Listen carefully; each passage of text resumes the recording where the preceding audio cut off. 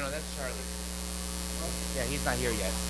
So we're actually really ahead of schedule. Okay, ladies and gentlemen. Amazing. We are at a meeting in which we're way ahead of schedule. This is great. Yeah, you're stuck with us. Okay, so we are going to do a Q&A. So it'll be probably a little bit less formal. So if you can write it on your sheets of paper, that'd be great, just so I can read them. But if not, you can just go ahead and raise your hand. And we can certainly go. If you have any questions about the questions, please let us know. All right, let's see here. Stenia says, is it safe to be on an SSRI, so a antidepressant, a serotonin-specific reuptake inhibitor, with high-grade nets? So any issues with taking, or even carcinoid for that matter, taking antidepressants? Yeah. No, there is no problem. So we recommend the patients, if they are on an SSRI, continue with it. Why did people think it was a problem, Dr. Oberg?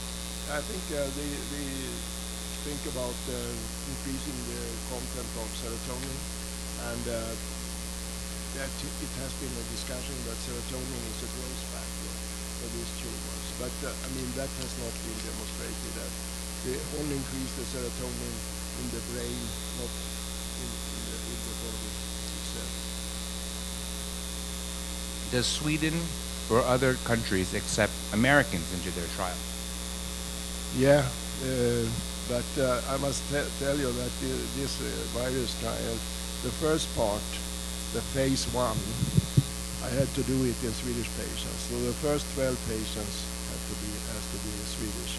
But after that, I can open the trial in the 2A phase for foreign patients. Okay, so some of these questions are a little bit specific for the individuals. I don't want to just talk about individuals because I don't want to talk about you guys too much. But I'll try to generalize them a little bit. So if you had a radioembolization, can you still have PRRT? Oh yeah. Usually we think it should be at least 12 months between the radioembolization and the start of the PRRT, but it can be done. Do people do PRRT with somatostatin analog therapy? Yeah. Usually we advise them to stop the somatostatin analog at least 4 to 5 weeks before they get the first dose, the first cycle of PRRT. But then after they have got the dose, let's say 3 or 4 days after the dose, they can take up the somatostatin analog again. Is there any role for this new immunotherapy that's coming out, PD-1 inhibitors? That has to be proven. There is an interesting observation that high-grade tumors with very high proliferation, they express PD-L1 or PD-L2. And these are targets for the PD-1 antibodies. So for me, the next trial with immunotherapy with PD-1 antibodies should be in high-grade lung tumors. I agree. Is there a problem with hormone replacement therapy in heavy metal? That question usually comes up, but that is related to the description that some of the carcinoids, particularly the small intestinal, but also some of typical lung carcinoid, express estrogen receptors. And if you have estrogen receptors and you start to get estrogen replacement, there is a Greek study saying that you get stimulation of the tumor growth. That has not been confirmed, but it is always a matter of discussion, and we don't know for sure if it's dangerous to take. Any evidence that stress can cause or exacerbate lung neuron syndrome? Depends on how much stress you get, I guess. I don't have any data on that, but maybe you. Well, it depends. Like the stress that my wife causes me, or what? I don't understand. I would say my comment to this: I don't think there's any direct evidence of that. I think the more important thing is if you want to do what you're doing now, get educated so that you can be relieved of some emotional stress by understanding and controlling at least the way that you handle and understand your disease. And then second of all, to be as strong as you possibly can. So if you need therapy, you can tolerate and do well from your therapy from that point on. So being as healthy as possible, both spiritually, mentally, and physically, I think are extremely important in any situation, but especially when you're facing something as difficult as neuroendocrine. And you're doing that first step now. You're doing that mentally by improving the way you understand the disease. In Europe, PRT is used early in the disease. However, in the U.S., PRT is used late. What are your thoughts about that? Yeah, I must say that it's not uniform in Europe. Some centers, such as Rotterdam and also Bad Berka in Germany, they use it upfront as first-line treatment in small intestinal neuroendocrine tumors.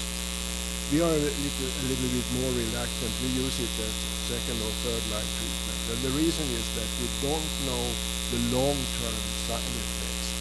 If you have a patient with a small intestinal neuroendocrine tumor, he can live 20, 25, 30 years from the diagnosis.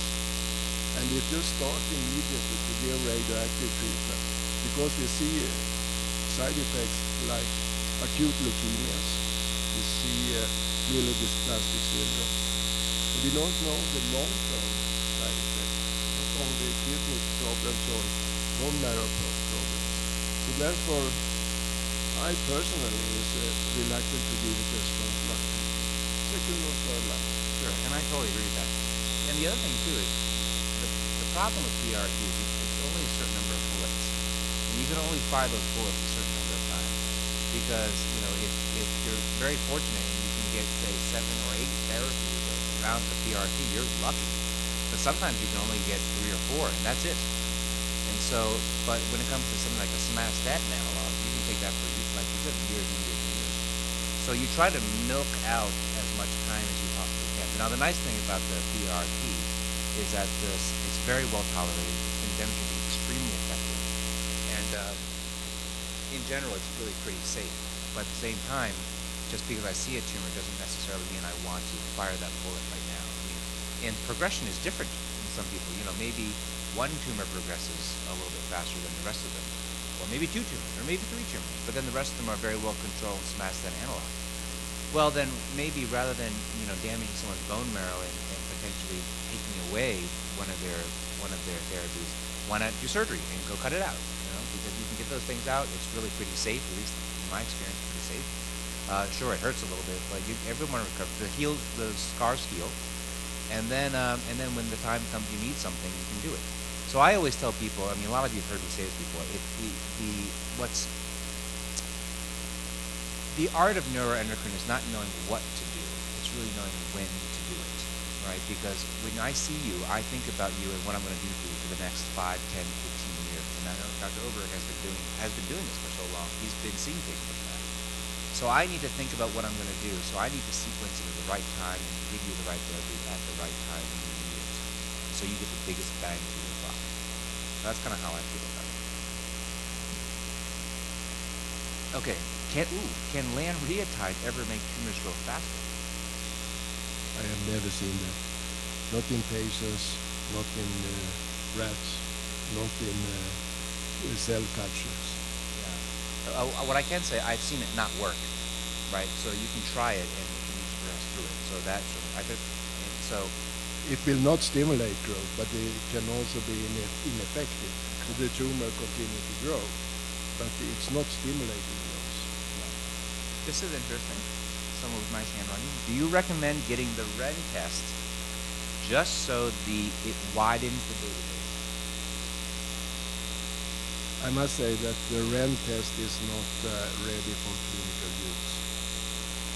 We need to look into it. I think we should continue to collect data, and particularly it's free of charge just now. Right. So we get more and more information, but I think it might be the right way to go in the future, because we should know which genes are actually working together, which genes are the driver genes in the tumors. So I think to get to this point, we need to get more information on DNA, RNA level, and so on. So therefore, I think if we collect the data, we learn, and then maybe we can modify it a little bit in the future and use it in the clinic. And I totally agree with you. Yeah, so if you can get it and you want to get it and you don't mind getting it, then get it. But what I would say is do not interpret the results that come back as being terribly definitive. So if you're going to do it for the purposes of helping research, then sure. But if you get a high result, then don't do that. Oh, sorry. Let me explain. So the REN test is NET test. It's by a company called REN Diagnostics. The REN Laboratories, REN Laboratories. Is it called the NET test? Yeah, it's called the NET test, which is different from the gallium scan, which is called NET spot, just so you know. But the NET test is basically they draw a little bit of blood and they look at the tiny little bits of circulating DNA inside your blood, and they amplify. No, I'm sorry, circulating RNA in your blood. They amplify it and they test it, and they look at a whole series of different types of, like what if one is up and another one is up, and so there's a whole pattern that they found. And so what they do is they narrow that down to essentially a percentage score. So 80% high, 70% high, and I don't know, between 20 and 70, I think, is intermediate. Yeah, and less than 20%. Something like that, yeah. It's an evolving test, but that's basically what it is. And I've said a lot, and I haven't quite figured out how to get to the end of it. You can call the company and just say, you're interested in participating in their research. You got to put it that way, so make sure they don't charge you. But then I think they might send it out, or you can come to me. I mean, we do it all the time. So if you want to, at your next visit in Denver, just come by and we'll draw it. But just remember, it's mostly for research. It's not really for your clinical outcome. How accurate is a bone scan for detecting bone metastases? So I think it's a traditional, probably. I think when you started to use gallium PET scans now from July this year, I don't think you should continue with any bone scans, technetium bone scans, because it's a waste of money. Yeah, I totally agree. There is a very, very fancy bone scan called a sodium chloride PET scan, and if you had bone mets, it might not be unreasonable, but for some of you see me, I've stuck in that MR machine for a long time. You do what's called a bone skeletal survey with MR, and that actually works pretty well. So in combination with gallium scan, where we can do kind of a pan scan of your body, assuming the gallium works for you, plus a bone MRI, I think that's probably the best way to go to look at your bone mets. But don't forget, a lot of people actually live with bone mets for a very long time. It doesn't cause them a lot of problems. So it depends on what the clinical kind of need and indication are. When the new drug to control serotonin is approved, it's called telotrestat by the FDA. Will insurance cover it for lung noise? And the same question for PRRT. So the question is, basically, when these new therapies come out, since a lot of them were tested in gut, will it be approved for lung? I can answer that question, I think. The answer is probably maybe. And that's really all purely dependent upon probably your insurance. So some insurance companies won't cover anything. Some insurance companies will only cover small things, and some insurance companies force me and Pam to fight them all day long in order to get things done. So it's not so easy. These new drugs are not going to be cheap, I guarantee you that. And so, we will, hopefully as a neuroendocrine kind of center, they'll be a little bit more lenient with us, and they'll listen to what we have to say. We can write kind of form letters for you all. But I don't know for sure. Will it be covered by insurance? Yes, they will be covered by insurance because it will be approved by the and be approved by the FDA. But will they always give it to you? Maybe not, because all those drugs were tested in digestive neuroendocrine tumors. So we'll see. If you are in Europe or in Sweden, it's covered. Yeah, but then you have to learn Swedish. That's the only problem. It's better than Finnish, let me tell you. That's a much harder language. That's true. I will say that. So when I lived in Sweden back in 2010, it was me, my wife, my 2-year-old, and my 4-month-old. Michelle has met my children. And so there's no question my 2-year-old learned more Swedish than I did. And the great thing about it was when I was there, I would go to say like radiology conference or something, and they say, "Oh, Eric's here. We're speaking English today." I was like, "Oh my god, that was great." And they would conduct the whole thing in English. And then more importantly, every time you went to the McDonald's, everyone spoke English, and so you could always order just the right food. Okay, when will oh, this is interesting. When will RMCC be designated as a center of excellence so insurance covers travel?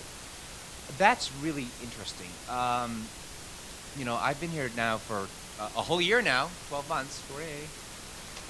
And the problem is RMCC is not a brand name, right? So I know a lot of you have done this. You go to the brand names like MD Anderson and Memorial and Mayo or whatever, and not always been so delighted with the expertise in neuroendocrine. I mean, they're great hospitals, they're great centers, I don't question that, but maybe specifically in neuroendocrine, or just the care or whatever, you didn't connect with your doctor. And so what we're trying to do, it's a project, but what we're trying to do, now that I've been there for a year, we're collecting a lot more information and data so we can apply for actually the European Neuroendocrine Tumor Society. They have a certification process for Center of Excellence. So the University of Iowa just got one because they got a big government research grant. So I don't know how they got designated, but maybe it's self-designated as a Center of Excellence. But the ENETS program has a very, very clear guideline. You have to have so many patients, you have to have so many surgeries, you have to do this and this and this and this. You have to have tumor boards, it's to be multidisciplinary. So I believe in those guidelines because it's more clinically related. It's more about, clinical center of excellence for caring for you. So we're working on that. So hopefully once we get that can help cover your travel, I guess. I didn't know it would cover travel. I can say that until now we have just done it in Europe. We have 35 centers all over Europe now that are certified. Yeah, the Australians, I think, are and now we are going to Australia because they have requested to get certification, and so we go to Melbourne and Sydney to look at them. Yeah, it's great. And then we have also got a request actually from Toronto. Oh, good. And also from Stanford. Yeah, that's great. So there's definitely a lot of interest. So, and one of the projects for the Healing Net Foundation is to try to get this process going. So get involved if you can, help support the foundation. It's something that they're very keenly interested in. Okay, if the primary has been removed successfully surgically, do you ever do a second surgery? So that depends. So if you have lung surgery, certainly, hopefully we'd like to get those things out. If you have kind of quiet lymph nodes, we may not necessarily go back after them. If they misbehave, you may go back after them.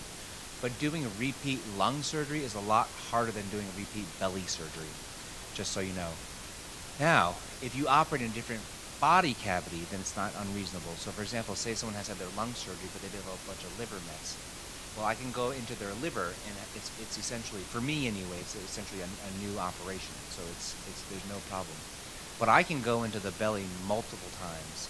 Going into the chest is more difficult and there's more risk to it, but going into the belly is a lot easier. And what size is the tumor when you recommend biopsy? Do you biopsy second tumor? Sure, yeah, biopsies we can do all the time. For me personally, the biopsy is not as interesting because usually I know what it is and I watch it. For me, the much more interesting test is the test of time. I would much rather see how your tumors behave over time because it gives me a better sense of their biology and their kind of personality. Now, if someone, for example, like Cindy Lovelace, I did biopsy her again because she had breast cancer. So I didn't know if her disease was breast cancer or was neuroendocrine. I assumed it was neuroendocrine because of the metastatic behavior. But for her, a second biopsy is actually really very, very important. So, if for example, you had a very strong history of breast cancer and you had a lesion in your breast and you had like a lung neuroendocrine tumor, then I might biopsy that to make sure you don't have breast cancer. That's the kind of thing. For me, what do you think? No, I agree with you. Okay, we talked about autoimmunity. Did we talk about the gallium scan and non-functional tumors? Did we talk about that? No. Okay, all right. So the question is the gallium scan equally diagnostic in patients with non-functional as well as functional tumors? Yes. I like that. That's a Donald Trump answer. Strong. I can tell it because we started to use it in non-functional tumors, and then we went on with functioning. So I can say yes. Yeah, because the relationship of the somatostatin receptor is not necessarily related to functional or non-functional. That's kind of the key to it. However, if your tumor doesn't express somatostatin receptor, then the test will tell me that your tumors don't express somatostatin receptor. So in my hands, about half of the lung patients don't express somatostatin receptor. And the reason I know that is because I stuck them in the gallium scan, and it came back negative. It was a biopsy-proven neuroendocrine tumor. So, and we've also done stains for it too. So that's how I know. Yes, ma'am. Because I saw them on MR. Yeah, so for example, you see them on, this is why I'm such a belts and suspenders kind of guy. I mean, you know, there's a reason why I lie you in those machines for so long. It's because I've seen the tests be wrong, right? I've seen too many CAT scans be wrong. I mean, we've seen many CAT scans be wrong just because of the way that they shoot the contrast and the timing of the CT scan. So for example, it's very common for people to say, oh, I had a CAT scan, 8 years ago because I had a kidney stone, right? You may have heard, you may have had the story. And can you look at my CAT scan to take a look at it? I say, that CAT scan's no good because there's no contrast in it. Because they'll think, well, I was tumor-free 8 years ago. But in fact, the CAT scan is not meaningful. So, but however, the MRI may show something that the gallium may not. So now, with our experience in gallium, I know what the weaknesses of gallium are. So you've got to kind of cross-check these things and cross your T's and dot your I's in order to really know what's going on. In some cases, I think some people don't want to know what's going on. But for me, kind of as the med expert, I think it's really important. Because first of all, I can talk you off the ledge, right? Because I understand this. And more importantly, I won't be caught by surprise. This is the thing. I hate being caught by surprise. Yeah, Randy. Speak up, Randy. Make sure everyone can hear you.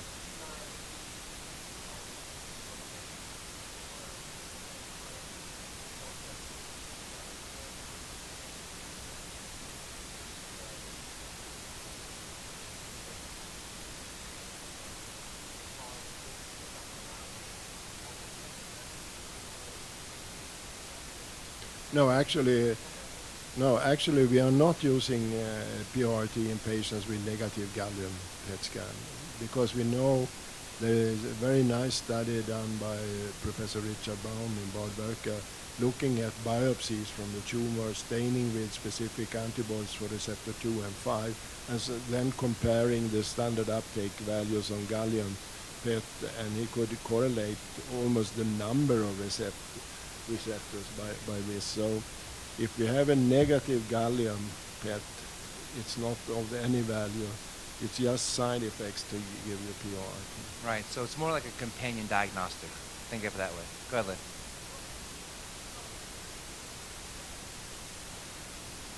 Roughly.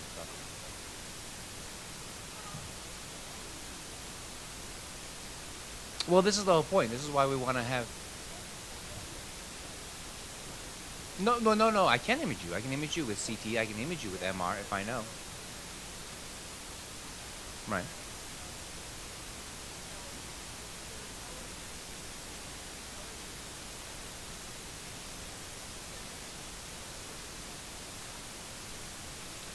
But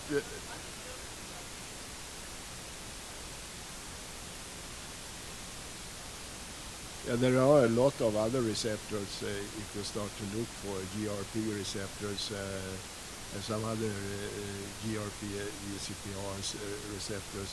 So, but there is no developed either imaging or treatment procedures for these receptors. But I mean, we shouldn't just hang up on receptors because you can go for targeted treatments, you can go for combination with targeted treatments and chemo. So there are a lot of other things to do, not just blindly look at PRT as the problem solver. And as Eric says, there is a difference also between atypical and typical. There are more typical lung carcinomas that are positive on gallium than the atypical ones. Right.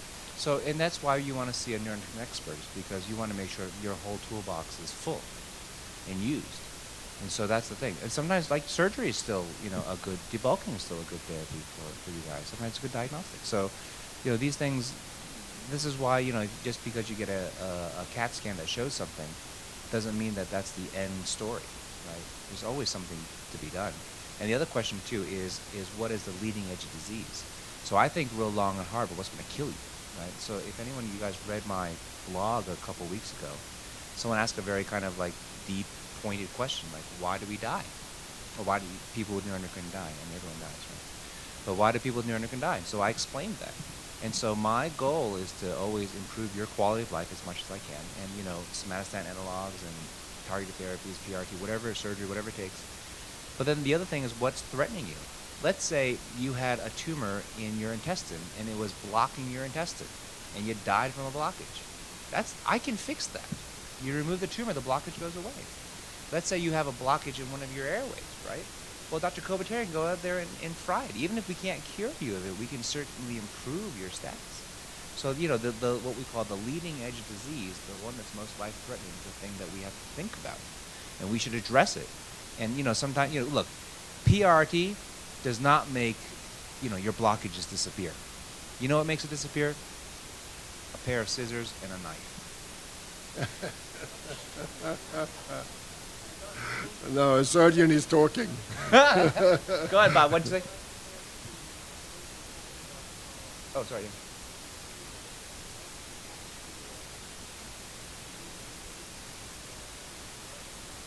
Yes. Now the sequencing is really very, very important, and you see that because you see mostly American. I'll answer your question, but because you see patients in the U.S. So again, this becomes a problem. So when the PRT becomes more available, so this is one of the reasons why I keep harping about you're seeing a neuroendocrine specialist, because we know more about the things that are available and how one can hurt the other.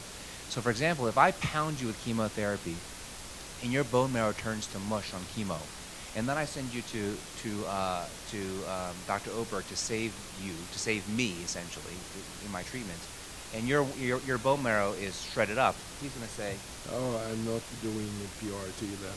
Right, exactly. Or or for example, if someone has had multiple operations and multiple, let's say, not effective operations, and then I have to go back in there, right? Then it's more dangerous. Or so Dr. Nutting's here, for example, if someone did some kind of embolization into the liver, didn't do a great job for it, and then all the arteries are clogged up and he can't get his radioactive therapy into you, you're gonna struggle.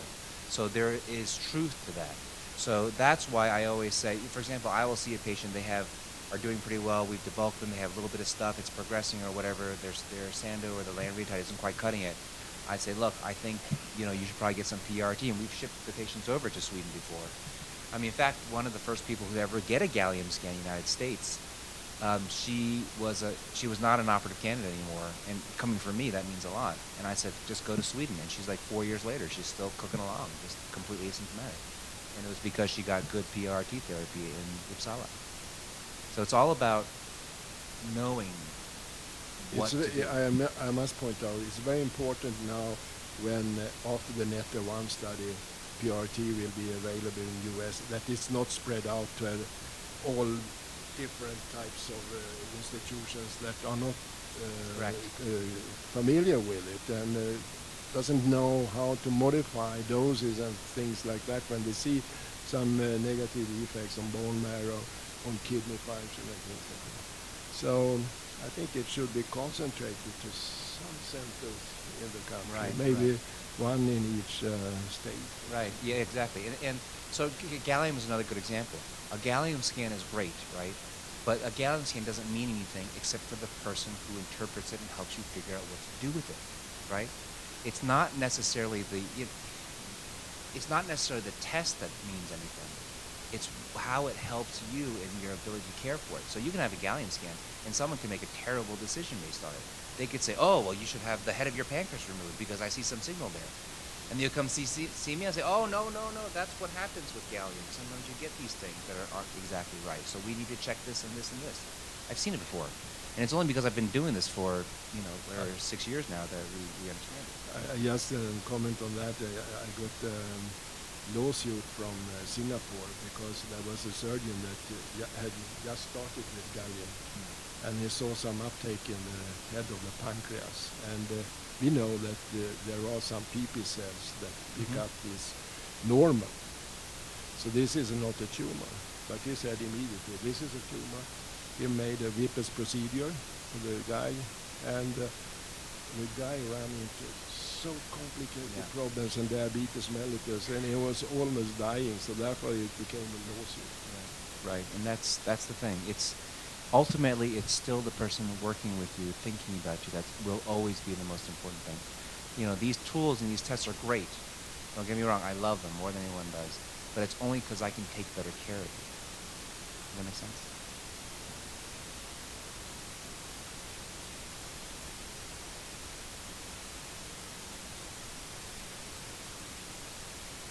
No, we just toss you in the gallium scanner.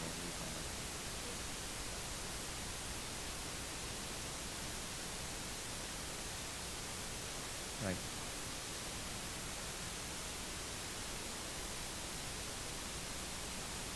Well, they're all pretty good. So the question was, there are 3 flavors of gallium scan.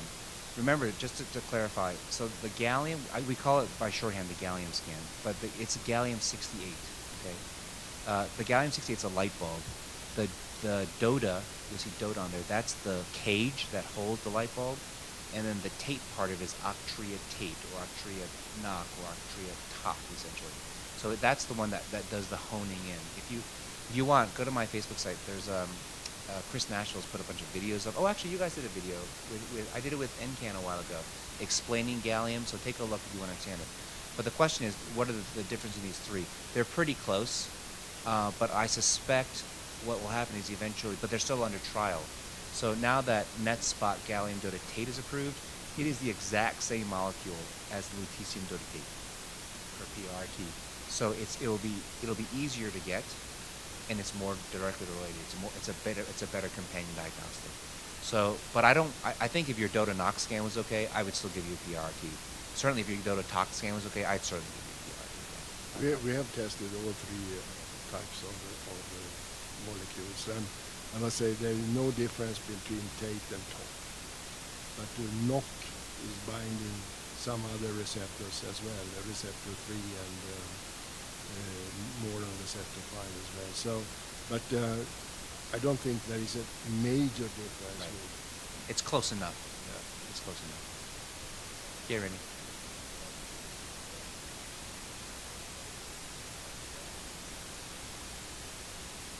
Yeah, it's a different test. So MIBG is kind of like the cells eat the MIBG, and so it goes into the cell. It's kind of absorbing the pathway, and it lights up. So it's a slightly different thing. With the dotatate, it binds to the receptor on the surface of it, and then it binds and goes inside. And so it's a different biology. So what it's called functional imaging. So you take a light bulb, you hook it to some kind of molecule, and you see how the cell biologically reacts to it. And so we're just lucky neuroendocrine tumors have a whole bunch of this somatostatin receptor. And so we've exploited that kind of to the max that you possibly can. We have a cold drug against it. We have an imaging agent against it. And now you have a therapeutic radioactive agent against it. So that's kind of how it is. My personal feeling for MIBD is that this is going down. And the reason is that it's unspecific. It's difficult to get high doses into the tumor. We have tried it for carcinoid tumor, classical mid-gut carcinoid tumor. And the other thing is you have to isolate the patient for a week in your ward. Paraganglioma, though. Paraganglioma, there might be a role, but not the usual. Right, the usual neuroendocrine we're talking about, especially in the lung. Any genetics that you guys are working on besides MEN1? We have some genetics on small intestinal neuroendocrine tumors because we have 11 families with inherited forms of small intestinal tumors. So that is something we are working on just now. We have no other genetic program just for lung mets at the moment, I would say. Any factors associated with predicting the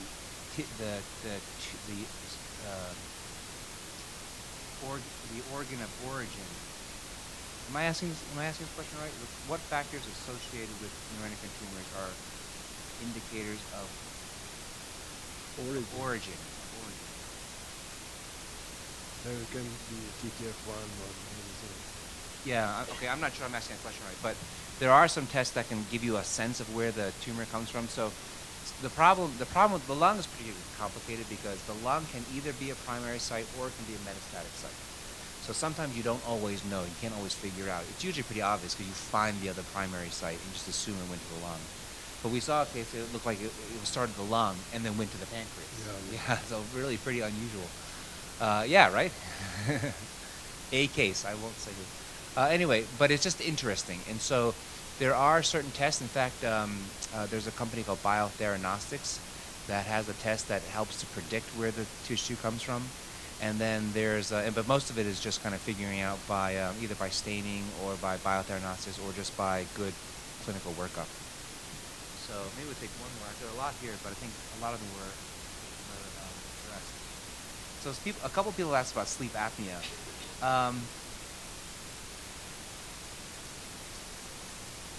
Sleep apnea is a very complicated issue. The question here specifically is after surgery, can you have sleep apnea, and can sleep apnea be related to these things? I think the answer is probably not, because sleep apnea is complicated, and there are lots of people with sleep apnea who don't necessarily have neuroendocrine cancer or neuroendocrine tumors. But I do think that it's something that is underdiagnosed and needs to be addressed. So I certainly have people who say have even small intestinal neuroendocrine tumors who have sleep apnea, so it's not necessarily related to the lungs. What it is, unfortunately, frequently related to is like obesity, right? Issues like that, kind of the more mundane, common things. So as much as we like to blame everything on the carcinoids and neuroendocrine, not everything can. Is wheezing a long-term problem? Like, I mean, wheezing is not a big problem for most lung meds, but if you have it, it can be a long-term problem. And of course, you can always try somatostatin alone to see if you can improve it. Right, there you go. That was the next question. Should it be treated? Certainly, if you have wheezing, it's symptomatic. If you can't live with it, then you should definitely see your pulmonologist to consider the possibility of getting just good old-fashioned medical therapy for it. Don't forget, inhalers and anti-inflammatories, and anti-asthma drugs still may have some benefit. So definitely consider that. But we also have discovered that there is an endocrine form of asthma. Yeah, we talk about that. I think it's correlated to production of so-called tachykines that are small hormones, neurokinin A, neuropeptide K, and substance P, and they regulate the blood flow in the bronchus, and also they constrict the bronchus sometimes, and they can cause this problem with wheezing. And if you give somatostatin aloes, you reduce the levels of these tachykines. All right, so let's do one more, and this is a good segue to Dr. Nutting. But liver mets, if one has multiple liver mets but they are small and stable, should they be removed or left alone until they start to grow? That's actually an interesting question. So if you have a few, so again, it's the timing of it. It's not when you to do it. It's not what to do. It's when to do it. So so if you have small lesions and they're behaved and they're well controlled and either on therapy or off therapy, I think it's perfectly reasonable to leave them in and watch them. If they cause you problems, then you should remove them. So even a very small tumor can secrete a ton of hormone and can really torture you. And so getting those removed safely, of course, is a very good therapy. If you're doing fine, and I have many patients, and again, I'm a surgeon, right? So I know how to do this. But I have a lot of patients who have tumors in their liver, and they're perfectly stable, and so we just let them sit for a while. I make them promise that they'll never leave me, because then the moment they start to misbehave, it's a problem. And so the next question is, what causes them to become unstable? Neuroendocrine, and you can tell me what you think, Shel, is a very heterogeneous disease. Not only is it different from you to you to you to you, but it's different from each tumor within each individual person. So some of the tumors may be mixed. They may be more sensitive to somatostatin analog, and some may be more active. And we've had tumors. I have this superstar pathologist back at Vanderbilt I used to work with named Chen Junxi, and I made her cut into every tumor I cut out. She hated me for this. No, she loved me. But of course she loved me, right? But she found that in some cases they were all the same, very uniform. They were all like 1 or 2%, and then she found that some of them were, some would be 1 or 2%. So in small bowel, some were very low grade, 1 or 2%, and then some of them would be 30%. And then even within the individual tumor, you had these hot spots, like Dr. Ryan talked about, some hot spots in which this spot was very, very active, and that whole area was very quiet. So it's extremely heterogeneous. What makes it trigger, I don't really know. But at least I like to think that we have a lot of different modalities to treat them if they start to misbehave. They're like children, right? Sometimes your children are great, and you got that one that's just mischievous. I can also tell you they really made a study, looked at genetic deletions in pancreatic nets. So we took two non-functioning pancreatic nets. We divided them into 4 pieces. And all 4 pieces have different genetic profiles. So heterogeneity is something we had to work with. Yeah, it is life, right? I mean, for me, the analogy, I'm like, it's a little bit like trying to cure poverty or trying to eliminate crime. It's not easy. And if you can keep it contained, you can keep it controlled, and society still functions, and in other words, your health is maintained, your quality of life is maintained, then we've done something good. I've learned to tolerate terrible looking scans. But the most important thing is I don't treat scans. I treat you. And that's always the bottom line, and that's the thing you should always take home. Okay, good. So that's a good segue. Talking about crime and poverty. I have the pleasure of introducing Dr. Charlie Nutting. Dr. Charlie Nutting is my colleague and one of the co-founders of our little neuroendocrine institute here in Denver. He is an interventional radiologist who does all kinds of magical things, but he specializes in the treatment of disease in the liver. So he's going to talk today about liver-directed. He's going to describe today and talk to you about some of the liver-directed therapies, which some of you have seen when you